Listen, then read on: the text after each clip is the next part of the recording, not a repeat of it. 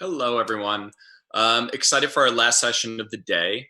Last but not least, we're going to be speaking about leveraging associates as advocates. There's a conversation that generally has come up a lot, certainly in my conversations with a lot of brands and retailers, talking about all of this amazing retail staff that they have and not being able to put them to use in this moment of isolation. So I think a super relevant conversation right now. Um, Consumer trust has shifted from advertising to influential people online and at point of purchase. Being a part of and fueling those conversations with brand education and motivation to purchase is critical for brands to win in this new environment. Your associates can do more than sell inside your stores. In fact, they may already be doing it. In this session, we're going to hear from Clint Runge, a founding partner of RIW. They are a youth culture agency that unlocks human-powered marketing for a new generation. He's joined by his coworker, Eileen Flynn. Eileen is the Director of Field and Influencer Marketing at RIW. She's responsible for heading up all people-powered brand programming. And she served as the former Director of Consumer Marketing for Red Bull North America with over a decade of experience developing and leading long-term marketing strategies, programs, and structures that continued to deliver measurable ROI. They are going to talk to us about how to win the hearts and minds of consumers by leveraging those who love your brand the most, but doing it at a scale to drive business goals. So let's see how RIW is using human-powered marketing to change the game for real-world clients like Adidas and Hollister.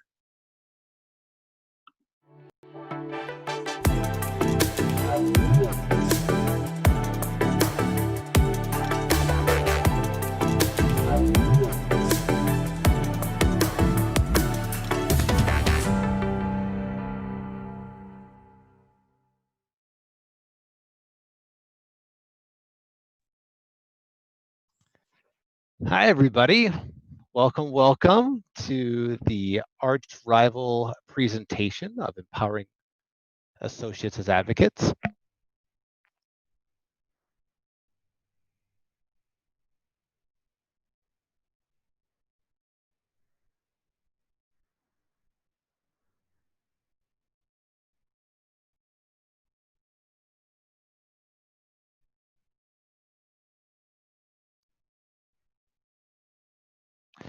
Hi, everybody. Hello. Welcome to the RIW session at Retail Innovation Week, Empowering Associates as Advocates. I am going to share my screen with you. Here we go. Awesome. Well, I got to tell you, we are so excited to be here with you all today. I know there's a lot of choices these days to retail or when it comes to webinars, so thanks for choosing us. All right, here's who you have on the line with us today. You have myself and Eileen Flynn. I'll brag for Eileen just briefly. She's amazing. She spent a big portion of her career running field marketing for Red Bull and building genuine connections in communities, in stores and online for brands. The past 7 years, she's been here at RIW doing some of our heavy lifting with retail brands. And I think as you'll hear briefly from here today, a true advocate or a true authority and thought leader on associates advocates. Eileen, you with me? Can you hear me all right? I'm here, ready to roll. All right. Well, my name is Clint Runge. I'm kicking us off. I'm wearing the big headset today. I'm the founder and managing director of RIW. I've worked with retailers for a long time to help them navigate culture and understand the changing landscape of consumption. So glad you're all able to join us. I understand we sold out this webinar. I don't know how that works, but we're excited to have done it.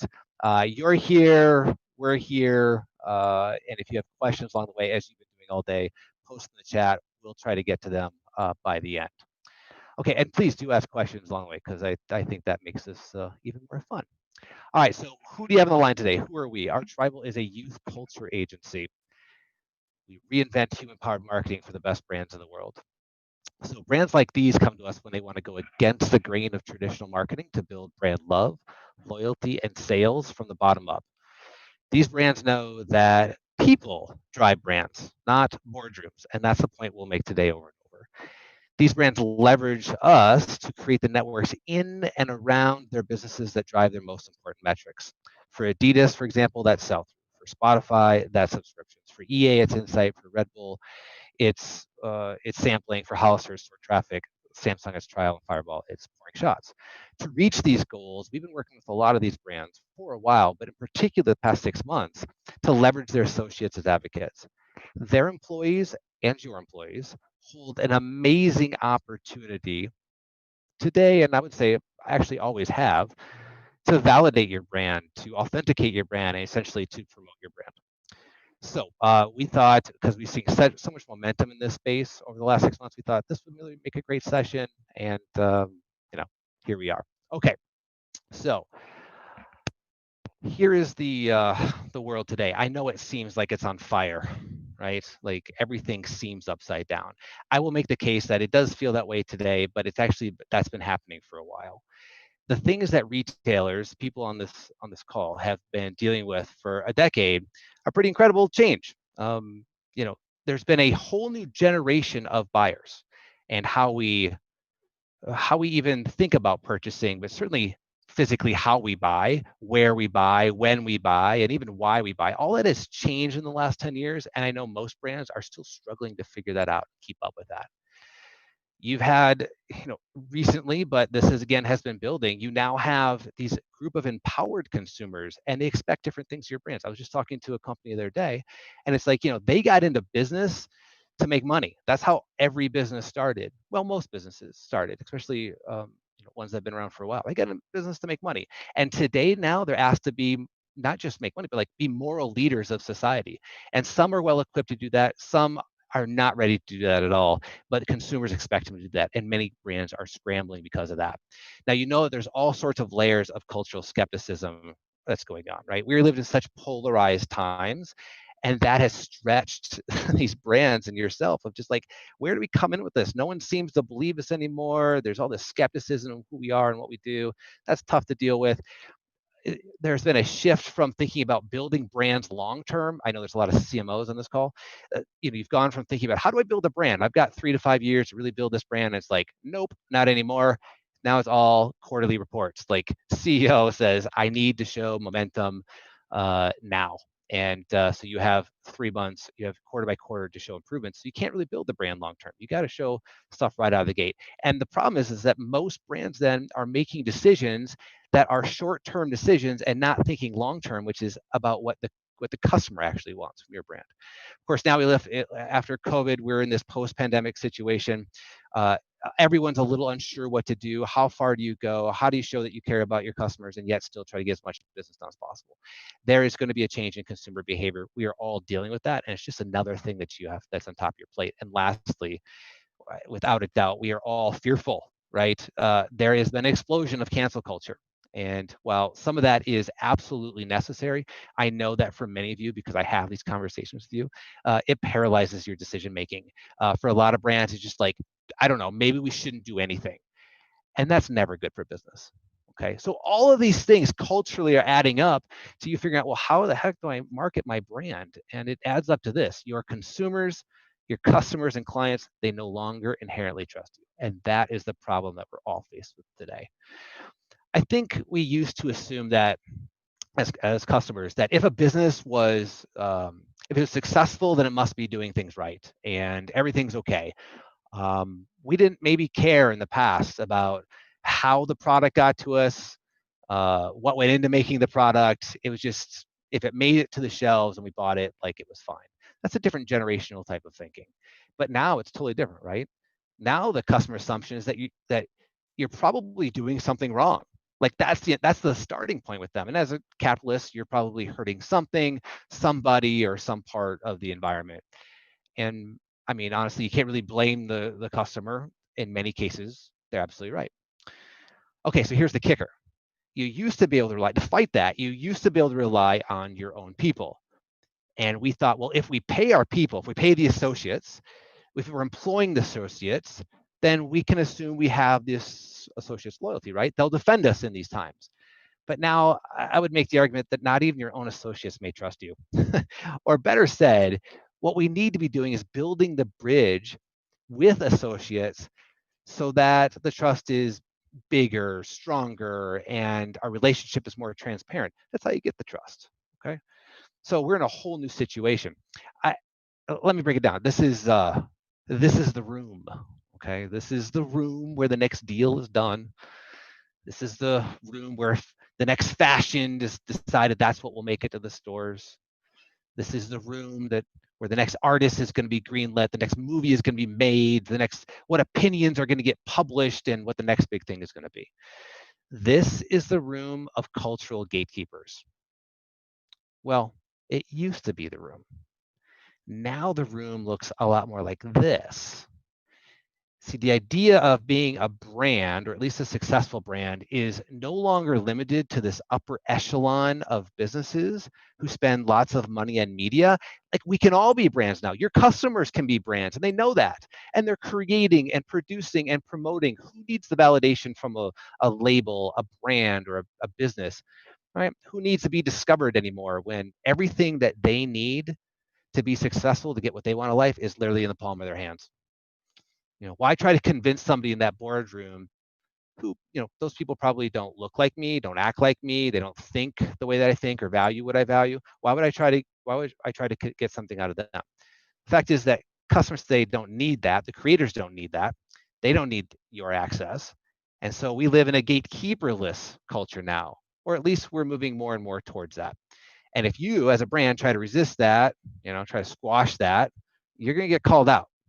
Now, I only tell you that because when the brand headquarters loses its grips over the customers, it opens the doors for associates and employees to be more vocal about what they see day to day.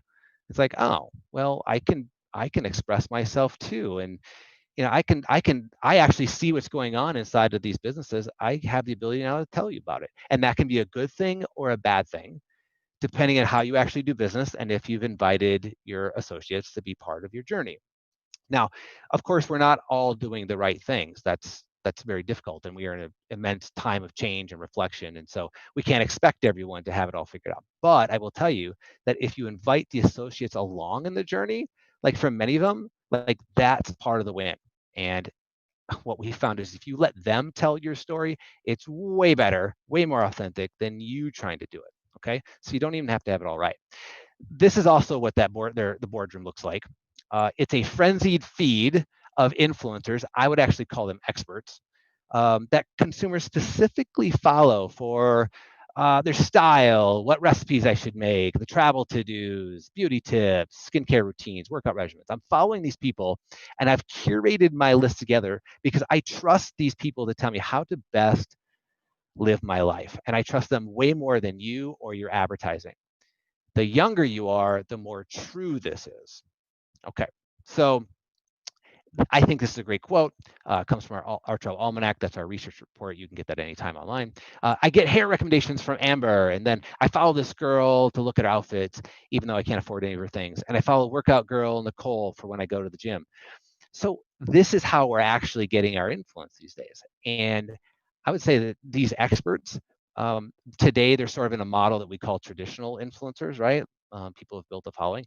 I would actually make the argument, and Eileen would as well, that these experts could just as well be your associates if you set them up that way. All right. When you look in the mirror, you see a mirror image, a backwards image, right? And a long time ago, there was a book written, Through the Looking Glass and What Alice Found, is a sequel to Alice in Wonderland. And if you are familiar with that book, you know that when they looked through the mirror, they were looking at an alternative universe where things were contrary to the real world. That is, that things were not as they should be. And I want to tell you that your customers and your employees are peering into your company and asking the question, are things as they should be? Do you treat your employees the right way? Do you have equity and equality? Are you being ethical in your practices? Are you being environmental and sustainable? We all know that buying from your brand is a vote. Okay, we vote with our dollars these days. We know that. But consumers are doing more digging, and they're louder now in what they find. They actually have the platforms to do that. So 78% of consumers agree it is somewhat or very important for a company to be transparent. And if you're not, the negative reaction to that just means that something sketchy is going on. Ugh. That's a terrible spot to be in, because you have the traditional way of business, which are CEOs and most of the corporate suite, which would say, don't share, don't let them into the books. That's just how business used to be done. But today, because customers are demanding more. And for many of you who are the CMOs or caught somewhere in between in the marketing departments, it's like this constant struggle of, well, what can we say? How much should we be transparent? How much are we letting the cat out of the bag? And how much are they just going to figure out for themselves and call us out? And what's worse? On top of that, these same consumers now consider themselves citizen journalists, right? They're investigative reporters. I love this GIF, by the way. I could watch this. Maybe we could spend the next 30 minutes just watching this GIF. But it's like, anything that you do wrong is now being reported and broadcast out to everyone. This is your marketing. This is your marketing. So you could spend a lot of money, millions of dollars on a TV spot, and I'll tell you that this has way more weight and way more powerful when it's put through across the right channels. Now, this is a bad example, of course, but there's also good examples. All right, and here's another thing. Now, employees are getting to be a part of this. So it used to be customers were just being investigative reporters, and now your employees are.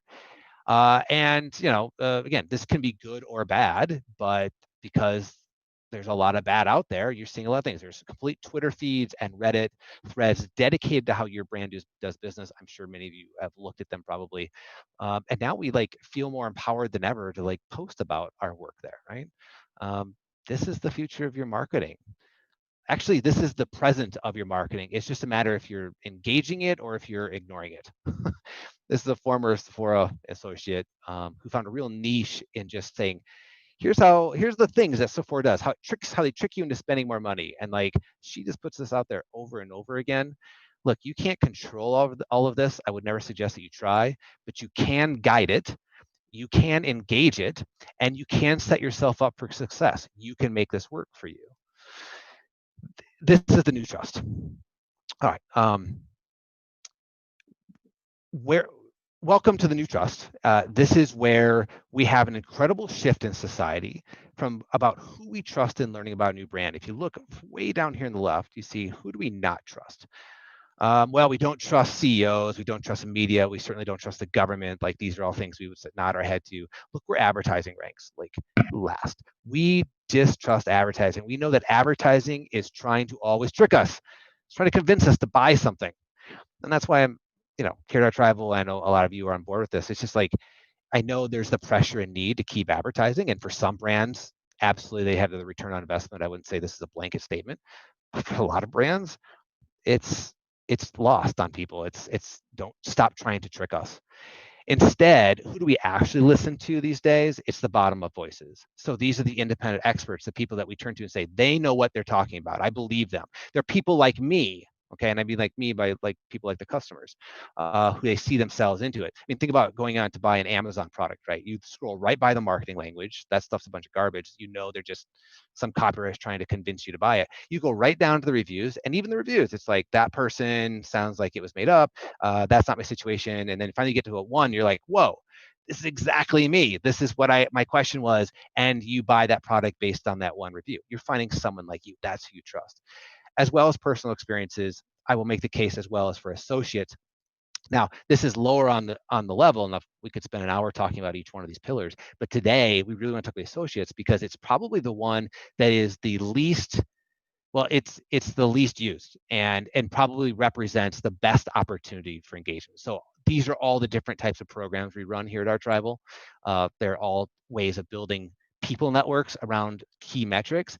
But that one, associate advocacy, that's the one we're seeing such great energy around right now, and the ones where we just believe that, boy, a little investment here can go a long way. By the way, associate advocacy, I will tell you, is a lot more than training. It's authentically earning and empowering your associates as advocates. Okay, I'm going to stop there. I wanted to set for you the cultural context, right? Sort of the big picture of why associates as advocates makes sense. Eileen's going to take you through a little more of the heavy hitting, some of the details about all this. And after that, we'll wrap up and do some questions. Eileen, you're on. Great. Thanks, Clint. Okay, so when it comes to associate advocacy, what we think of employee advocacy as, it's harnessing the credibility and the passion of everyday employees and really empowering your team members to drive loyalty, love, and sales. And I think we can all agree, employees, they're already the front line of your brand.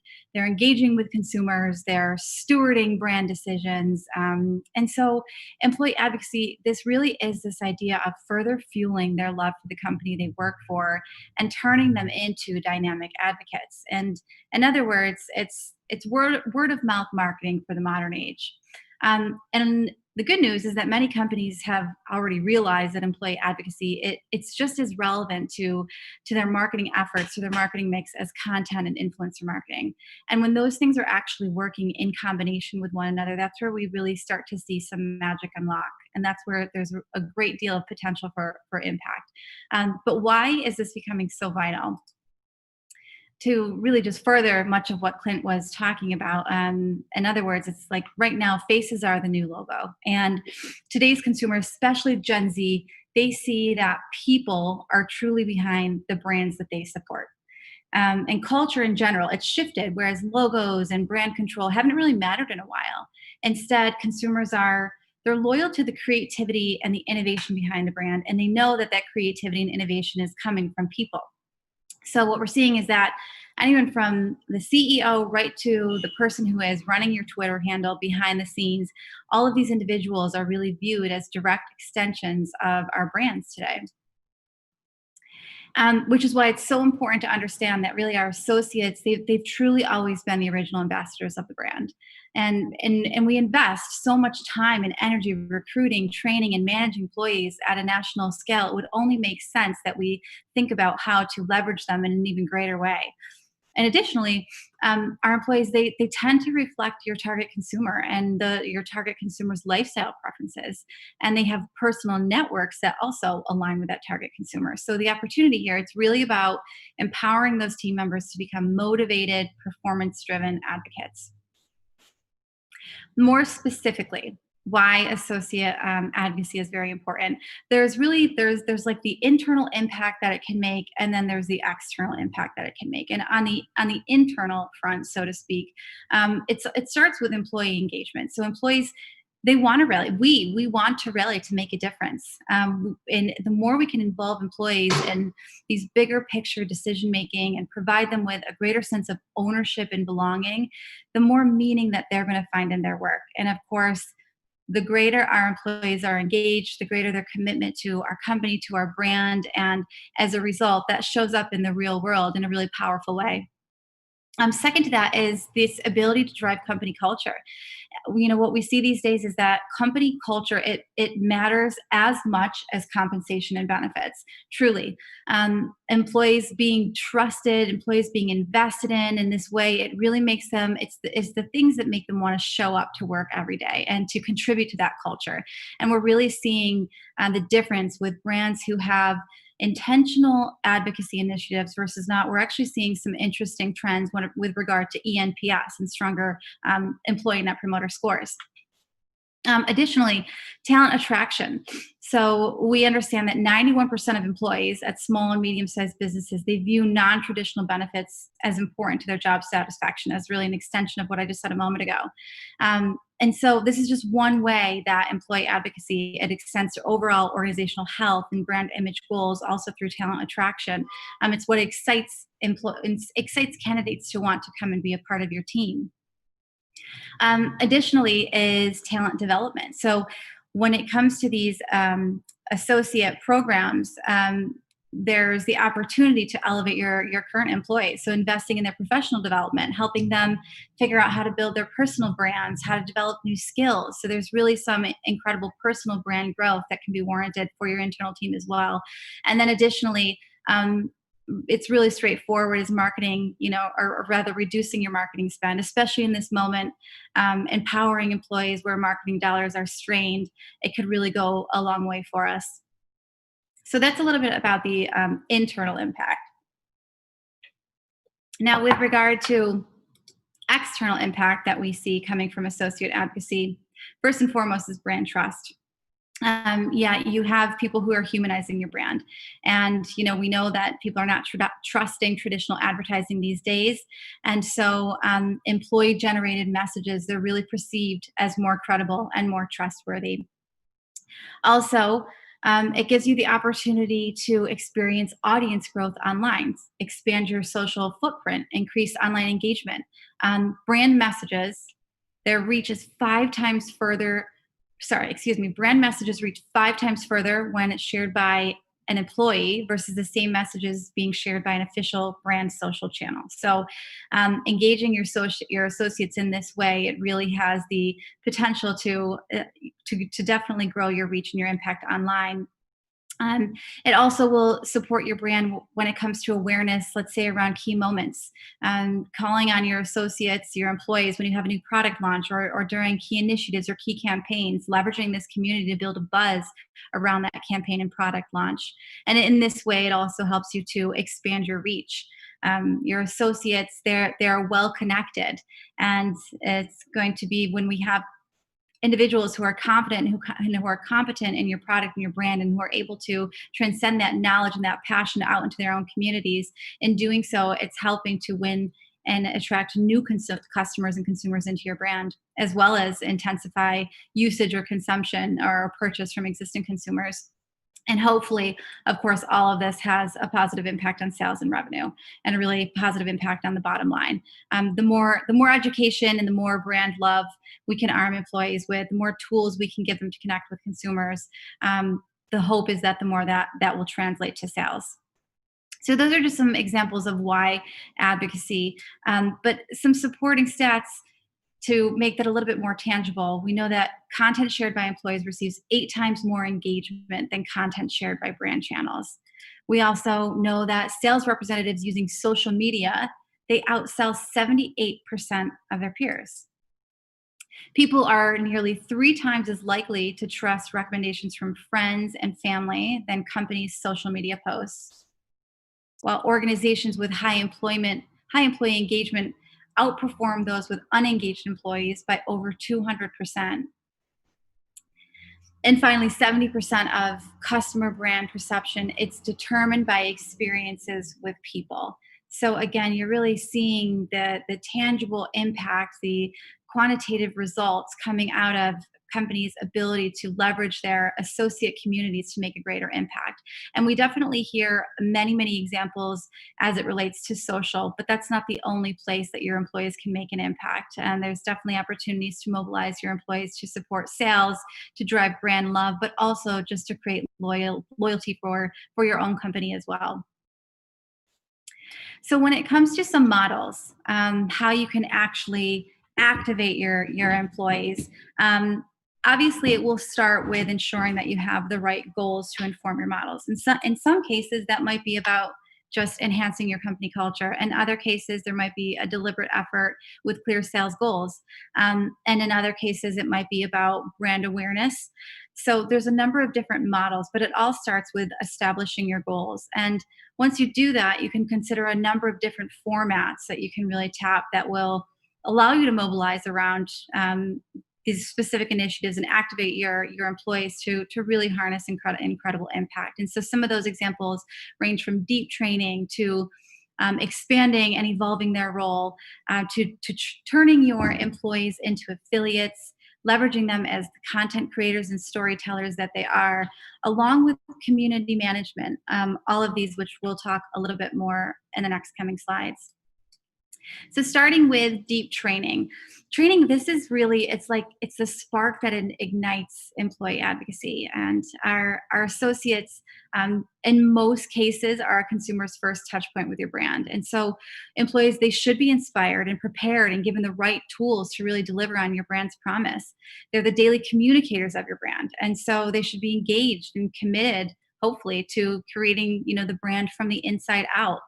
So how do we take that role of education past the basics and really create an environment where employees are empowered to take more ownership and pride, and take the initiative to create a robust knowledge around your mission, your position, offerings, your brand history. because trained employees that have they have the passion to provide better customer experiences. They have the knowledge to provide better interactions, and they're certainly empowered to take action and drive results. Another model to consider is role expansion. So this is all about thinking about how to view your team, how to get your team rather to view your consumer as more than a potential for sale, to really figure out different ways to connect and build connections with your consumers. That could be creating additional tools. Imagine, equipping your employees with a tablet and allowing them to head out onto the floor, quickly share inventory or tech a specific product that you have. Imagine your employees who have a passion in fashion. Imagine them getting out onto the floor and actually serving as stylists, as sounding board for consumers, as well as how do you actually turn your employees into insight collectors as well. So again, the idea here is really thinking about how to evolve their role outside of their day-to-day and have them make a bigger impact both with consumers as well as for brand in a bottoms-up capacity. Another model that we look at when it comes to associate advocacy is all about content creators. And as we said before, faces as the new logos. And so this is all about mobilizing your team to create content, not only to build organic social stories, but it also forges a stronger bond between your team and your brand. So the idea here is to really strategize around the time that associates are spending on social, provide them with the opportunity to express themselves through what they do at work. And this often is just about giving them the permission to take what it is that they're doing at work and the love that they have for your brand and inside those four walls. And again, giving them that permission, inviting them to share that more outward. And you'll really be amazed what you can see. Another example here, and almost an extension of the one prior, is affiliates. Clint alluded to it earlier on. We often see brands have some level of hesitancy to actually translate their associates into affiliates, and they find themselves looking outward to other individuals that aren't associated with the brand already. But the reality is that your associates, they know how to sell, and they're going to rise to the challenge in this new social environment. And so we really ought to think about how do we reward our teams for continuing to drive brand love while they're off the clock, because they're probably doing it anyway. So how do you do that in a more organized capacity, one in which actually turns and translate into sales? That could be creating a gamified affiliates program that allows your associates to earn their way up a reward ladder. That could be around specific seasonal products or specific launches, and so on and so forth. And finally is this idea of community management. And in this case, we know that your employees, they have access to some of your biggest fans. In most cases, they are your biggest fans, but they also have access to your biggest fans as well as key thought leaders in your industry.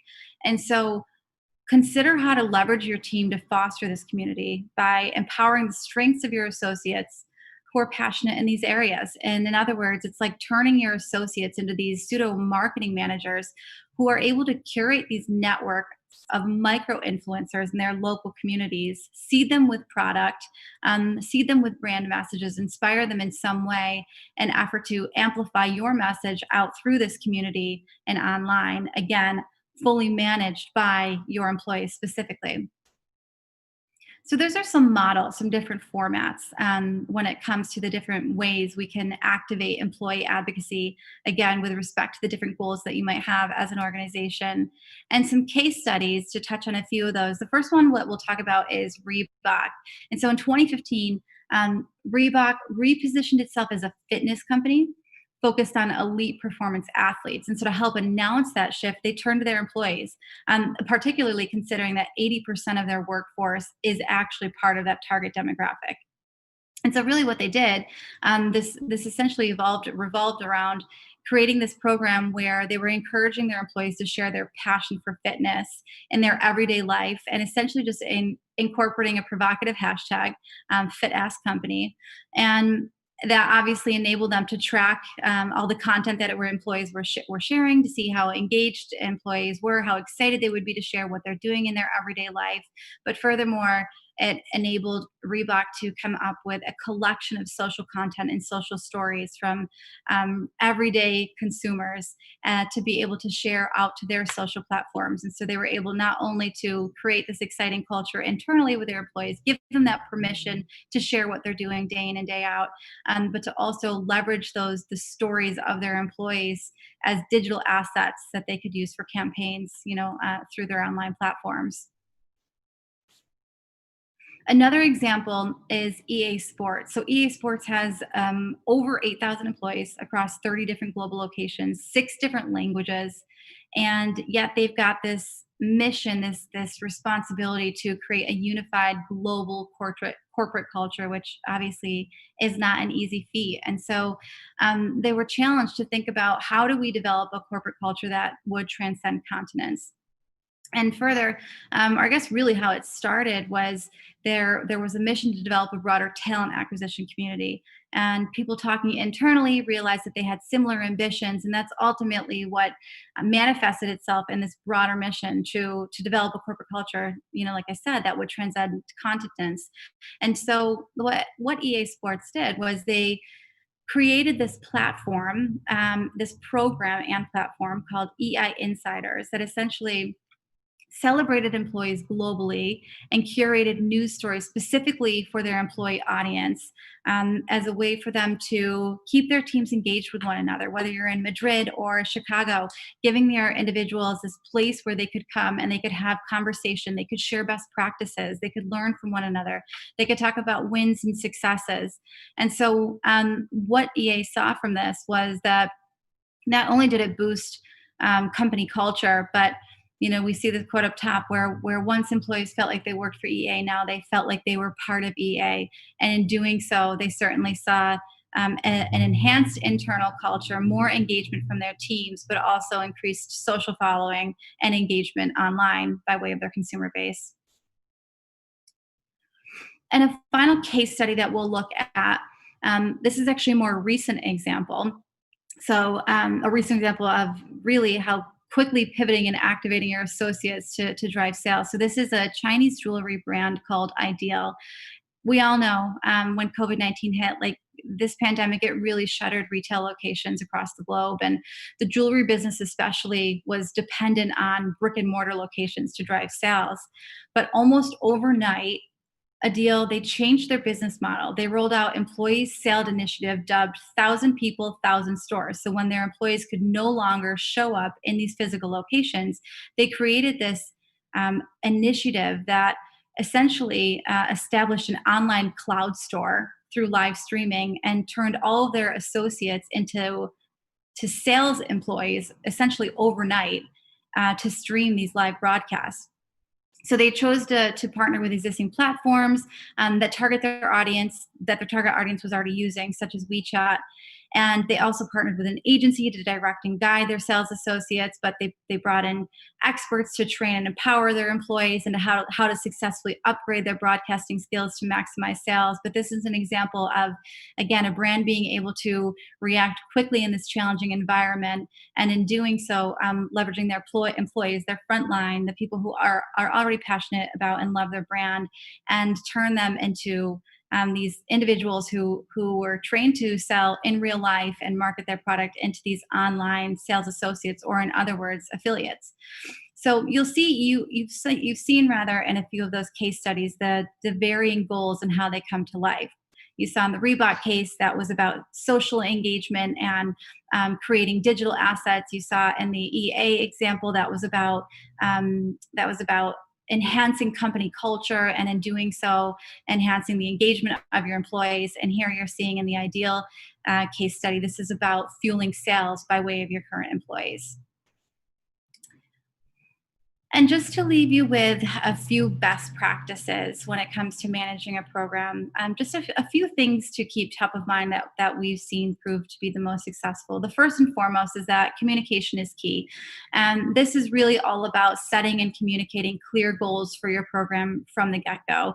This is about making it easy for your team members to engage and to collaborate, and really dedicating the time to listen and hear feedback.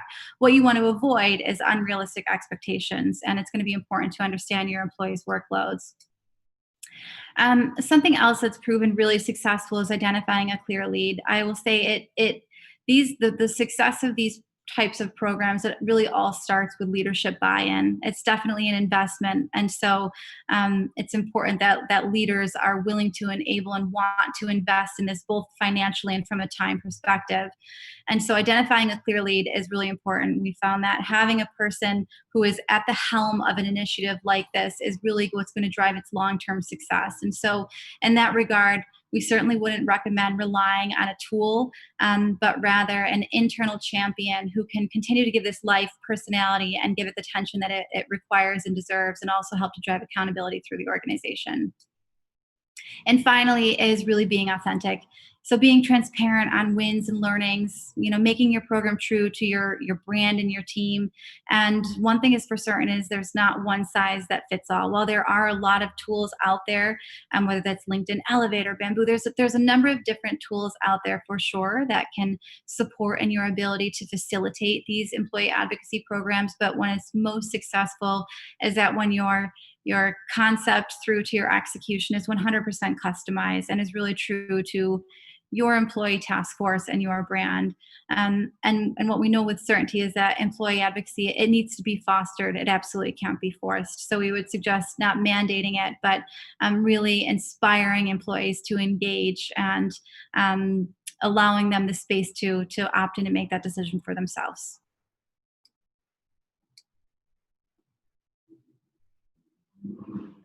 All right, thanks, Eileen. Good stuff. Well, we've come to the end of this. I just, as I was listening to Eileen go through all that, I kept thinking to myself, wow, it's like empowering your associates as advocates it might be the best marketing tool you have, because not only does it come from the right place and the right heart, but it builds you up for long-term success that gets beyond that quarterly rat race. It actually addresses that in the short term and the long term.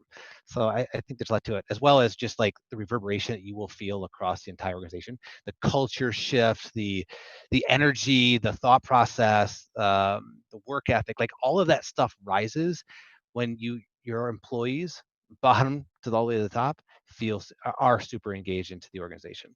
All right, so with that, I know that it's a short presentation on associates advocates. I hope that you got something from all of that. Of course, you can always reach out to us, to Eileen or myself, archrival.com, great place to start with us. We did have one question, Eileen, if you want to kill the feed. There was one question I think that you might be best be able to handle. What have you seen to be the most effective in rewarding your teams? Is it money, position, recognition, especially for teams that are in the field and maybe hourly versus full-time? What do you see being the most effective? It may seem straightforward, but what we've seen to be most effective is actually recognition. Now, of course, when you think about the different types of programs with regard to, if you have a training initiative versus affiliate, when it comes to affiliate, you're going to find reward in the way of usually kickback and sales. But in general, what we're seeing is that recognition and additional responsibility, in addition to greater autonomy to be able to contribute to the program and to be able to help drive the initiative forward has proven most successful in terms of incentivization. Yeah, that's great. I was also just thinking like recognition, and like a close second I was thinking about was opportunity, where it's like I can contribute in a field organization, I contribute here on the ground, but when there's opportunity for me to take this and advance my career throughout the organization, like they have the love for the brand, you've helped coach them to have love for a brand, like this is your talent pool. And the brands that we've worked with, just for people on the call, like have done that really well. In the past. Okay, that's it. Thank you so much for having us. We really appreciate you. You can always find me at clint@archrival.com or just at archrival.com. You'll get to us if you want it. A lot more where this came from. We're always happy to talk shop. I will turn back over to our friends at Retail Innovation Week. Thank you. Thank you so much, Clint. Thank you, Eileen. That was fantastic. So that brings us to the end of day 2. Tomorrow, we're going to be kicking off the conversation at 9 a.m. Eastern with the talk between New Store and Burton Snowboards. We're going to be talking about innovating from the inside out for DTC transformation. So hope everyone is able to join us there. Enjoy your evening and see you tomorrow.